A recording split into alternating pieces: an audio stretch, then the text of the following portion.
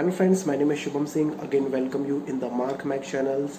And today is a very interesting topic. Actually, today I am not discussed about any kind of the topic related to the marketing. Today I just discussed about the case study of Tata salt. So आज हम लोग Tata salt की case study के बारे में discuss करेंगे कि किस तरीके से जब टाटा सॉल्ट आया मार्केट के अंदर, तो किस तरीके से जो उसका जो इनिशियल पीरियड था, at the initial period what kind of problem had been faced by the Tata and the group. So story कुछ इस तरीके की है कि टाटा सॉल्ट की अगर हम लोग बात करें 1983 के अंदर they are just setup a one power plant. कोई प्लानिंग नहीं था सॉल्ट के लिए, कोई इनका कोई प्लानिंग नहीं था कि किस तरीके से हमको, कोई स्पेशल कोई सेटअप नहीं था गुजरात के अंदर इन 1983 की अगर हम लोग बात करें तो. लेकिन उस टाइम पे क्या हुआ कि बाय प्रोडक्ट अपने आप इनका एक प्लांट था जहाँ पर ये different type of chemical manufacture करते थे गुजरात के अंदर ही. 1983 की बात मैं बता रहा हूँ. So in that 1983 they are just at one time they are just required some fresh water for boiler. आपको बॉयलर पता होगा कि बॉयलर क्या होता है. बॉयलर क्या करता है कि फ्रेश वाटर अगर उसके अंदर हम इवोपोरेट करते हैं तो हमको क्या है, उससे एक एनर्जी मिलती है. ठीक है, उस एनर्जी से हम जितने भी जो हमारे जो दूसरे वर्क हैं वो हम कर सकते हैं. तो 1983 में क्या हुआ कि इनको जो एक वाटर, फ्रेश वाटर का इनको एक ज़रूरत था, एक फ्रेश वाटर चाहिए था. किसके लिए? बॉयलर के लिए एक फ्रेश वाटर चाहिए था. ठीक है, तो इन्होंने क्या किया, वो फ्रेश वाटर सी के अंदर से गेट किया. ठीक है, सी के अंदर से लिया, फिर उसको जब इवोपोरेट किया तो ये जो सॉल्ट था ये बाय प्रोडक्ट इनको उस टाइम पे मिल गया इन 1983 के अंदर. 1983 की मैं बात कर रहा हूँ, गुजरात के अंदर ही. तो ऑटोमेटिकली ये बाय प्रोडक्ट इनको मिल गया. ठीक है, और जैसे कि आपको पता है कि जैसे फिर इसका धीरे धीरे ये लोग क्या करते गए, अपना क्वालिटी है जो क्वालिटी उसको इम्प्रूव करते गए. धीरे धीरे उस सॉल्ट के क्वालिटी को ये इम्प्रूव करते गए. 1983 में इन्होंने स्टार्ट किया था और ये बाय प्रोडक्ट धीरे धीरे इतना फेमस हो गया पूरे कंट्री के अंदर. स्पेशली अगर मैं इंडिया की बात करूँ, अब तो खैर ये लोग एक्सपोर्ट भी करते हैं काफ़ी सारी कंट्रियों में. टाटा सॉल्ट एक्सपोर्ट होता है, बांग्लादेश, श्रीलंका, मीन्स जितने भी हमारे नेबरिंग कंट्रीज हैं सब में ये एक्सपोर्ट भी कर रहे हैं. लेकिन मैं इनिशियली अगर आपको बताऊं कि किस टाइप की इनकी स्ट्रेटजीज रही थी मार्केटिंग की. अब जितने भी हमारे मैन्युफैक्चरर हैं, जितने भी हमारे छोटे रिटेलर भाई हैं, छोटे होलसेलर हैं, कुछ भी चीज़ है या कोई सर्विस प्रोवाइड कर रहे हैं, जितने भी बिजनेसमैन हैं, अब मैं एक स्ट्रेटजीज बताता हूँ कि किस तरीके से ये लोग खाली अपना जो डिस्ट्रीब्यूशन नेटवर्क है ये लोग खाली उसी पे फोकस नहीं करते. जो बड़ी जो कंपनियां होती हैं, जो एमएनसीज कंपनी होती है ना, वो फोकस जो रहता है उनका वो खाली अपने डिस्ट्रीब्यूशन चैनल या सप्लाई चेन मैनेजमेंट पे ही वो लोग फोकस नहीं करते. मार्केटिंग के लिए जो ओवरऑल सराउंडिंग जो चीज़ें चल रही होती हैं, ऑलरेडी जो सराउंडिंग चीज़ें चल रही होती हैं, उनको समझना बहुत ज़्यादा ज़रूरी है. कैसे ज़रूरी है? जब इन्होंने लॉन्च किया 1983 के अंदर जब इन्होंने लॉन्च किया टाटा सॉल्ट, तो काफ़ी ज़्यादा कंपिटिटर उस टाइम पे भी थे. फिर क्या हुआ, टाइम धीरे धीरे चेंज होता रहा. इन्होंने धीरे धीरे जो अपने जो डिस्ट्रीब्यूटर थे और जो रिटेलर थे उनसे धीरे धीरे जो बॉन्डिंग था वो बनाना स्टार्ट किया. ठीक है, अब धीरे धीरे सबसे पहले इन्होंने जो सप्लाई चेन मैनेजमेंट था वो अपना सबसे ज़्यादा फैलाया गुजरात के अंदर. इन्होंने सबसे ज़्यादा डिस्ट्रीब्यूटर रिटेलर्स नेटवर्क अपने गुजरात के अंदर बनाए. एक ट्रस्ट पैदा किया कस्टमर के अंदर कि हम जो प्रोवाइड कर रहे हैं, कोई भी प्रोडक्ट जो हम प्रोवाइड कर रहे हैं वो कितनी हमारी क्वालिटी स्टैंडर्ड्स हैं. कुछ बेंचमार्क्स इन्होंने बनाए. अच्छा, वो बेंचमार्क्स बनाने के बाद इन्होंने बेंचमार्क्स बनाए. उस बेंचमार्क इन्होंने फिर शो किया कि इस तरीके के बेंचमार्क्स हमारे इस प्रोडक्ट के अंदर रहते हैं. फिर धीरे धीरे इन्होंने जो कस्टमर है उसका जो ट्रस्ट है उसको गेन करने का स्टार्ट किया. तो मैं आपको एक स्ट्रेटजीज बता रहा हूँ. इस केस स्टडी से आप ये समझ सकते हैं कि किस तरीके से जो ट्रस्ट है, जो कंज्यूमर बिहेवियर की जो मैं हमेशा बात करता हूँ, उसको समझना कितना ज़रूरी है. कोई भी इनिशियल टाइम के अंदर, कोई भी जो बड़ी कंपनी होती है, कोई भी जो बड़ा ऑर्गेनाइजेशन है, वो ऐसे ही ऑर्गेनाइजेशन बड़ा नहीं होता. उसके अंदर काफ़ी सारे फैक्टर्स होते हैं.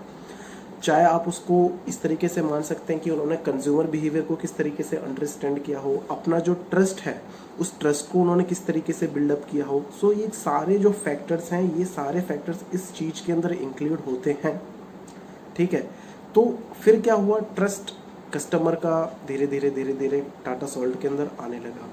फिर जो इनका जो डिस्ट्रीब्यूशन नेटवर्क था, जो इनके डिस्ट्रीब्यूटर थे, जो इनके रिटेलर थे, उनके साथ इनका इतना बॉन्डिंग था कि कोई भी प्रोडक्ट के अंदर अगर कुछ वेरिएशन आता था, कुछ भी प्रॉब्लम आता था, तो ये लोग एडजस्ट कर लेते थे। ठीक है, चाहे डिमांड को लेकर हो, सप्लाई को लेकर हो, क्वालिटी को लेकर भी काफ़ी ज़्यादा प्रॉब्लम्स आई इनिशियली, लेकिन धीरे धीरे धीरे धीरे सॉल्यूशन मिलता गया। क्योंकि जब आप एक रिलेशनशिप की, जब मैं बात करता हूँ, जब आपका एक रिलेशनशिप होता है, कस्टमर के साथ हो, अपना रिटेलर के साथ हो, डिस्ट्रीब्यूटर के साथ हो, तो कुछ प्रॉब्लम्स अगर आती हैं तो आप उसको मैनेज कर लेते हैं। You are enough capable to manage such kind of the problems. Okay, फिर क्या हुआ कि धीरे धीरे जब इनका जो क्या बोलते हैं, जो बॉन्डिंग इन्होंने रखा रिटेलर और होलसेलरों के साथ, तो धीरे धीरे जो इनका जो प्रोडक्ट है उसकी डिमांड धीरे धीरे बढ़ने लगी। अब क्या होता है, 2002 की अगर मैं बात करूं, इन द 2002 की अगर मैं बात करूं, तो इन्होंने क्या किया था, 2002 के आते आते 21% मार्केट शेयर के अंदर टाटा सॉल्ट था। मतलब 21% इन्होंने जो मार्केट शेयर था सॉल्ट कैटेगरी के अंदर वो ले चुके थे ये 2002 तक। अच्छा, अब क्या हुआ, धीरे धीरे जब ये भी फेमस होते गए तो सीधी सी बात है कंपटीटर्स आएंगे। ठीक है, अब कंपटीटर्सों ने क्या किया, इनकी जो वीकनेस थी उनको उन्होंने अपनी स्ट्रेंथ में कन्वर्ट करना स्टार्ट किया। बहुत सारे इनके कंपटीटर थे, बहुत सारे कंपटीटर्स थे, तो धीरे धीरे उनके भी मार्केट शेयर बढ़ने लगे। ठीक है, अब क्या हुआ कि इनको समझ तो आ रहा था कि अब कंपटीटर ज़्यादा हैं, हर चीज़ हो रही है, तो अब इन्होंने क्या सोचा कि पहले इन्होंने एक कैंपेन रन किया था, जिस कैंपेन में इन्होंने बताया था कि हमारा जो क्वालिटी है वो किस लेवल का इनका क्वालिटी है, और जो इनका मैन्युफैक्चरिंग होता है, ऑपरेशन होता है, वो किस तरीके का होता है। तो उस तरीके से इन्होंने ये स्टार्टिंग किया था जब इनके कंपटीटर आए थे। तो फर्स्ट जो इनकी जो टैग लाइन थी, जो ये यूज़ करते थे अपने ऐड के अंदर, तो उस ऐड के अंदर ये लोग यूज़ करते थे, नमक हो तो टाटा का, नमक हो तो टाटा का। ये पहला टैग लाइन था इनका 2002 के अंदर, जब इन्होंने फाइंड किया कि कंपटीटर्स बहुत ज़्यादा हैं। ये 2002 की मैं बात कर रहा हूँ। फिर क्या हुआ, धीरे धीरे जब ये 2003, 4, 5 जब कंपटीटर्स, अच्छा ये जो टैग लाइन थी ये सक्सेस तो हुई, लेकिन उतनी सक्सेस नहीं थी कि ये अपने कंपटीटर को ओवरकम कर दे। या अब मेरी बात आप ध्यान से सुनना, अब क्या हुआ कि मार्केट शेयर तो इनका 21% था ही, कंपटीटर ज़्यादा थे। अब ये टैग लाइन थी। अब 2004 के अंदर अब इन्होंने फोकस किया कि अब हम और क्या चीज़ अलग कर सकते हैं अपने कंपटीटरों से, ताकि जो हमारा जो डिमांड है, कंज्यूमर बिहेवियर है, वो चेंज हो सके, जो डिमांड है वो बढ़ सके।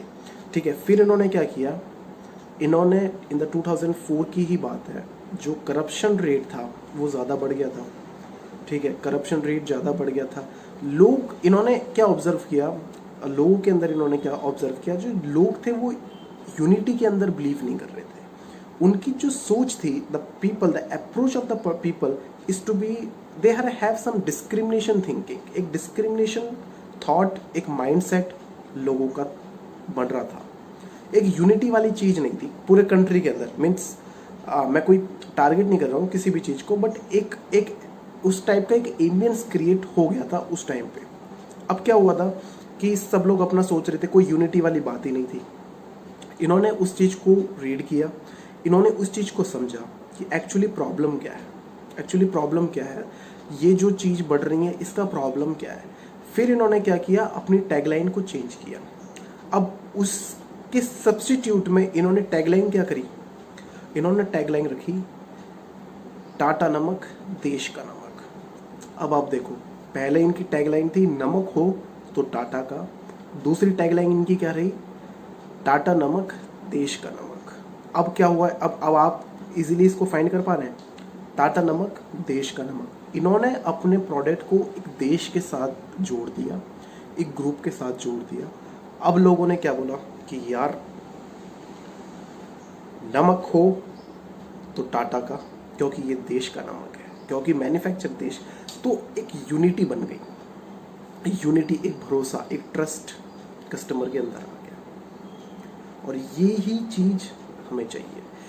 इसी चीज को हमें समझना है कि किस तरीके से हम अपना जो पूरा फोकस है वो मार्केटिंग पे नहीं रख सकते, सप्लाई चेन पे नहीं रख सकते। हमें जो सराउंडिंग जो चीजें हो रही हैं, ये तो मैंने टाटा सॉल्ट का एग्जांपल लिया, ये तो हो सकता है कि इनके काफ़ी सारे रिसर्चर्स हों या काफ़ी सब कुछ हो, लेकिन अगर आप छोटा बिजनेस भी है, आपका मैन्युफैक्चरर हो, कोई भी चीज़ हो, आपको अपने सराउंडिंग थोड़ा सा ध्यान रखना है। अगर आप किसी को कन्वेंस भी कर रहे हो, कोई कस्टमर आपके पास आ रहा है, आपको कुछ चीज़ों को रिलेट करना है, कुछ चीज़ों को रिलेट करना है, चाहे आप उसको इमोशन से रिलेट कर सकते हैं या कोई भी चीज़ आप, लेकिन आपको रिलेट करना सीखना पड़ेगा। ये बहुत ज़्यादा इम्पोर्टेंट है बिजनेस के अंदर, ये बहुत ज़्यादा इम्पोर्टेंट है व्यापार के अंदर। तो ये मैंने एग्जाम्पल, ये केस स्टडी मैंने इसीलिए दी क्योंकि इससे आपको थोड़ा समझ सके कि किस तरीके के जो ट्रस्ट हैं उसको किस तरीके से आप अट्रैक्ट कर सकते हैं, अपना जो कस्टमर है उसके माइंडसेट को आप किस तरीके से पढ़ सकते हैं। ठीक है, फिर इन्होंने ये जो टैगलाइन दी थी, टाटा नमक देश का नमक, इसके बाद इन्होंने क्या किया, कुछ पैकेजिंग के अंदर इन्होंने इम्प्रूवमेंट की है। अच्छा, जो इसका जो पैकेजिंग था उसको थोड़ा और अट्रैक्टिव बनाया ताकि अगर कस्टमर इसको देखता था तो थोड़ा सा अट्रैक्ट होता था, मतलब थोड़ा न्यूरो मार्केटिंग के ऊपर इन्होंने काम किया। न्यूरो मार्केटिंग के ऊपर मैंने पहले भी वीडियो बनाया हुआ है और अगर आप कमेंट करेंगे कमेंट सेक्शन में, आप मुझे बता देना, मैं स्पेशल वीडियोस के लिए बना दूँगा। तो इन्होंने इन चीज़ों पे फोकस किया और इन्हीं चीज़ों पे आपको भी फोकस करना है। आप भले ही कोई भी छोटी सी प्रोवाइड क्यों, मैं ये कह रहा हूँ कि आप कोई सर्विस प्रोवाइड कर रहे हैं, आप छोटी सी सर्विस प्रोवाइड कर रहे हैं, आप छोटा सा कोई प्रोडक्ट बना रहे हैं, आपको लोगों को समझना पड़ेगा। आपको समझना पड़ेगा कि जो लोगों का माइंडसेट है वो क्या है। फिर क्या करना पड़ेगा, आपको एक ट्रस्ट पैदा करना पड़ेगा लोगों के अंदर, आपको एक भरोसा पैदा करना पड़ेगा लोगों के अंदर, और कुछ इमोशनल टची पॉइंट्स का यूज करके उनको इमोशनली टच करना पड़ेगा, उनको इमोशनली अटैच करना पड़ेगा। तो ये सारी चीज एक एक एक एक एक बोल सकते हैं आप बिजनेस के लिए बहुत ज़्यादा ज़रूरी है, क्योंकि अगर ये सारी चीज़ होती हैं तभी हमें एक्चुअल में पता चलता है कि हमारा जो बिजनेस है वो किस तरीके से होता है। और मैं आपको बताऊंगा कि ये छोटी छोटी चीज़ कभी कभी बहुत ज़्यादा इम्पोर्टेंट रोल प्ले करती हैं, बहुत ज़्यादा इम्पोर्टेंट रोल इनका रहता है। क्यों रहता है, क्योंकि अगर आप ये सारी चीज़ अप्लाई करेंगे, आप ये सारी चीज़ अप्लाई करेंगे अपने बिजनेस के अंदर, हो सकता है आपको इनिशियली इसमें क्या बोलते हैं, इनिशियली आपको कोई इम्प्रूवमेंट ना मिले, इनिशियली हो सकता है ऐसा कि आपका जो बिजनेस है वो ग्रो ना कर पाए, लेकिन ये चीज़ वर्क ज़रूर करती हैं अगर आप इन पे थोड़ा काम करेंगे तो। आज कुछ भी है, लेकिन टाटा एक ऐसा नाम है, टाटा एक ऐसा नाम है कि जो लोगों को बिजनेस प्रोपोगेंडा, बिजनेस को इंटेंसिफाई ही करना उनका टारगेट कभी नहीं रहा। उनका टारगेट हमेशा से लोगों की हेल्प करना रहा है। अभी भी करेक्ट फिगर तो अभी शायद मेरे पास नहीं है, लेकिन जो 21% जो चिल्ड्रन थे, जो होमलेस चिल्ड्रन थे, उनको 21% चिल्ड्रनों को पूरे ऑल ओवर कंट्री के अंदर टाटा एक ऐसा ग्रुप है जिन्होंने एजुकेट करने का काम किया, जिन्होंने इस चीज को समझा, कॉरपोरेट रेस्पॉन्सिबिलिटी को समझा। तो अपनी जो इथिकल स्टैंडर्ड्स हैं, जो वैल्यूज हैं, उनको भी समझना बहुत ज़्यादा इम्पोर्टेंट है जब हम इन सारी चीज़ों की बात करते हैं। तो ये हो सकता है कि इनिशियली आपको थोड़ा प्रॉब्लम हो, इनिशियली लोग आपसे ना जुड़ें, लेकिन ये सारी चीज़ें एक इम्पैक्ट तो रखती हैं। चाहे वो कॉरपोरेट सोशल रेस्पॉन्सिबिलिटी हो, CSR एक्टिविटी किस तरीके की है, और CSR एक्टिविटी जब आप करते हैं तो वो ऐसा नहीं होनी चाहिए कि आप कोई टैक्स बचाने के लिए कर रहे हैं या फिर कुछ ऐसा नहीं, आपकी वैल्यूज से वो कोरिलेट करनी चाहिए, वो कोरिलेट करनी चाहिए वैल्यूज से। ठीक है, तो जब आप अपने प्रोडक्ट के बारे में ही नहीं सोचते, आप अपने बिजनेस के बारे में ही नहीं सोचते, जब आप लोगों के बारे में सोचते हैं, तो आपका जो बिजनेस है ना वो ऑटोमेटिकली इंटेंसिफाई होता है। और इसको मैंने देखा है, मैं काफ़ी सारी मैंने केस स्टडीज़ देखी हैं, केस स्टडियों पे काम भी किया है, लेकिन ये चीज़ वर्क करती हैं अगर आप इनको ढंग से अप्लाई करेंगे अपने बिजनेस के अंदर। ठीक है, तो ये केस स्टडी आज मैंने आपसे डिस्कस करी, और इसीलिए डिस्कस करी कि हमारे जो छोटे जो व्यापारी हैं, जो छोटे मैन्युफैक्चरर हैं, वो इन चीज़ों को समझें कि आपको बिजनेस खाली अपने लिए ही नहीं करना, आपको लोगों के लिए बिजनेस करना है। और लोगों के लिए आप क्या कर सकते हैं उसको इवेल्यूट करना ज़रूरी है, उसको समझना ज़रूरी है। जितना आप लोगों को समझेंगे, जितना आप लोगों के लिए काम करेंगे, उतना ही आपका बिजनेस बढ़ेगा, उतना ही आपका नाम होगा।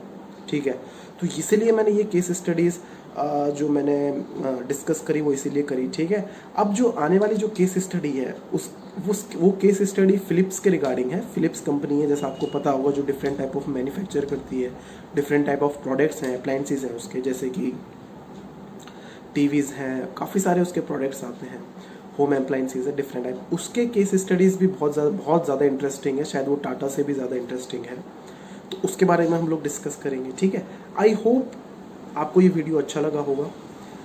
अगर आपको ये अच्छा लगा हो तो इट्स ओके अगर आप सब्सक्राइब ना करें चैनल को, क्योंकि ये एक चैनल उस बल्ब की तरह है कि अगर इस बल्ब को अगर आपने जला दिया तो आपने एक अपनी अपॉर्चुनिटी है बिजनेस, चाहे आप छोटे व्यापारी हैं बड़े व्यापारी हैं, उस अपॉर्चुनिटी को आपने गेट कर लिया। तो ये तो आपके ऊपर है, आप उसको सब्सक्राइब करें या ना करें। पर हाँ, मैं ये चाहता हूँ कि मैंने जो केस स्टडीज़ आपके साथ शेयर करी है, आप इसको शेयर करें लोगों के साथ। जब आप इसको शेयर करेंगे तो लोगों को कुछ आइडिया इससे मिल सकता है। मैं ये नहीं कह रहा कि आप इसको कुछ ऐसे लोगों के साथ शेयर करें जिनको कोई ज़्यादा यूज़ ना, लेकिन जिनको नीड है इसकी। हमारे बहुत सारे MSME सेक्टर्स हैं। कोविड-19 के बाद अभी तो खैर सब कुछ ओपन हो गया, लेकिन प्रॉब्लम्स काफ़ी ज़्यादा आएंगी बिजनेस के अंदर। अगर आप उन लोगों को, जो छोटे व्यापारी हैं, जो छोटे लोअरी पर्सन्स, उनको अगर आप ये वीडियो सेंड करेंगे, तो मैं ये समझता हूँ कि जो भी हम मेहनत करते हैं, जो भी हम केस स्टडीज़ बताते हैं, वो कहीं ना कहीं फ्रूटफुल होगी, और वो एक एंथुसियास्टिक अप्रोच लोगों के अंदर लाएगी, और लोग अपने बिजनेस को बढ़ा सकते हैं। तो इन चीज़ों का ध्यान रखना है। प्लीज़ इसको आप शेयर कीजिए, जो लोग इसको सही में, जिनको नीड है, आप उसको बताइए। ठीक है, अगेन बहुत बहुत थैंक्स ये वीडियो देखने का।